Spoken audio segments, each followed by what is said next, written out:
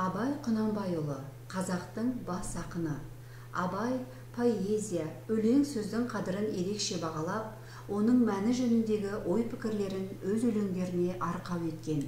Ақынның «Базарға қарап тұрсам әркім барар», өлең сөздің патшасы сөз сарасы өлеңдері сол көзқарасының кемелді көрінісі.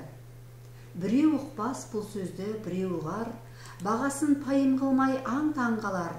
Сөзді ұғар осы күнде кісі бар ма, демеймін жалпақ жұртқа бірдей жағар деп, сөз қадірін түсінуді меңзесе, өлең сөздің патшасы сөз сарасы, қиыннан қиыстырар ер данасы, тілге жеңіл, жүрекке жылы тиіп, теп-тегіс жұмыр келсін айналасы деп, ақын сөздің патшасын, сындарлысын, дарияның тереңіне сүңгіп, тұңғиық ойға шоматын даналардың ғана таба алатынын айтқан еді.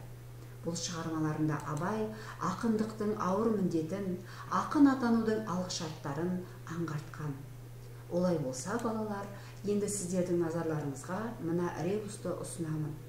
Осы ребусты шешу арқылы Абай Құнанбайұлының өлең сөздің қасиетін айқындайтын өлеңінің тақырыбын анықтаймыз.